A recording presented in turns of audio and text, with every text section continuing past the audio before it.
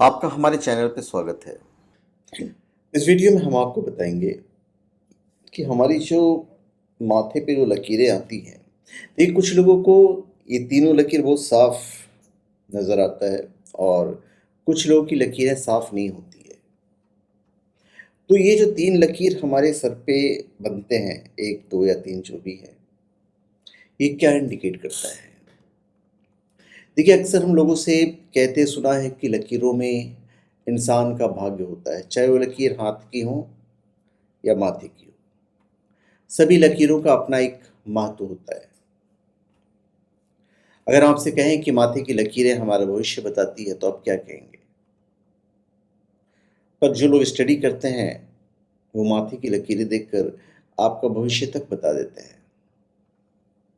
जिस प्रकार व्यक्ति के हाथ में धन, स्वास्थ्य, भाग्य आदि की रेखाएं होती हैं, उसी प्रकार माथे पर मौजूद ये रेखाएं इन सभी विषयों की ओर संकेत करती है। तो जनरली तीन रेखाएं होती हैं। तो भौं के निकट जो सबसे नज़दीक रेखा है, जिसे हम पहली लकीर मान के चलते हैं, उस धन की लकीर कहते हैं। क्या कहते हैं? उसे धन की लकीर। बताया जाता है कि ये लकीर जितनी साफ और स्पष्ट होगी, उतनी ही आर्थिक दशा अच्छी होती है। ज्योतिष शास्त्र के अनुसार इस लकीर का टूटा होना या छोटा होना बार बार आर्थिक स्थिति में उतार चढ़ाव की स्थिति पैदा करती है। इससे यदि क्लियर है, तो कहा जाता है कि इससे जीवन भर धन की वर्षा होती है। और अगर लकीर स्पष्ट न हो या कटी उटी हो, छोटी हो, तो संकेत मिलता है कि उस व्यक्ति को अपने जीवन में आर्थिक संकटों का सामना करना पड़ेगा। अब हम आते हैं दूसरी लकीर पे, जिसे स्वास्थ्य की लकीर कहते हैं। व्यक्ति के माथे पर उभरती हुई दूसरी लकीर उसके स्वास्थ्य को दर्शाती है। यह लकीर पहली लकीर के ऊपर भौं के पास ही बनती है। ये भी जितनी स्पष्ट और गाढ़ी दिखाई देगी, उतना ही व्यक्ति स्वस्थ जीवन व्यतीत करता है, स्वस्थ रहता है। जबकि पतली और हल्की होने से वो जातक थोड़ा बीमार रहता है। इस लकीर का टूटा होना या ऊपर नीचे होना लंबे समय तक बीमारी का संकेत देता है। वहीं अगर इस लकीर पर दूसरी लकीर उभर कर आ जाए, तो व्यक्ति आजीवन बीमारियों से घिरा हुआ रहता है। अब हम तीसरी लकीर की बात करते हैं। माथे पर नीचे की ओर पड़ने वाली तीसरी लकीर भाग्य की लकीर कहलाती है। माना जाता है कि लकीर बहुत ही कम लोगों के माथे पर देखने को मिलेगी। ये लकीर ज्योतिष शास्त्र के अनुसार जिसके माथे पर होती है, वो भाग्यवान होता है। इस लकीर का होना इस बात का संकेत देता है कि ऐसा व्यक्ति जीवन में सफलता के शिखर को छूता है और उसे जीवन में अपार धन मिलती है, अपार सफलता मिलती है, संपदा प्राप्त होती है। हालांकि भाग्य निर्धारित करने वाली ये इकलौती लकीर नहीं होती है।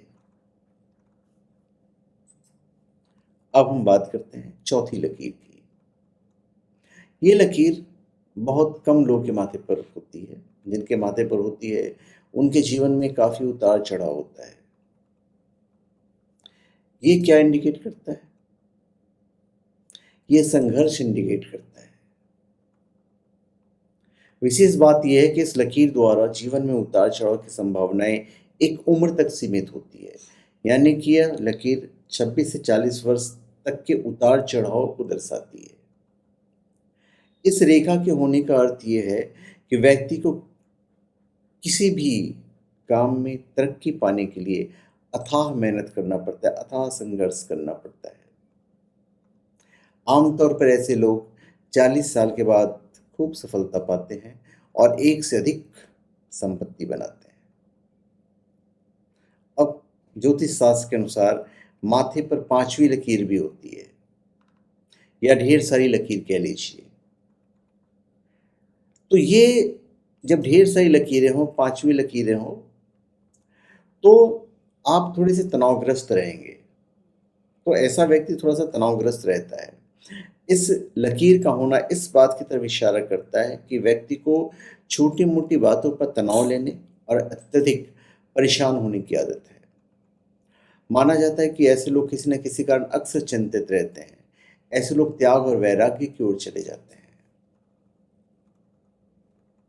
अब है छठी लकीर,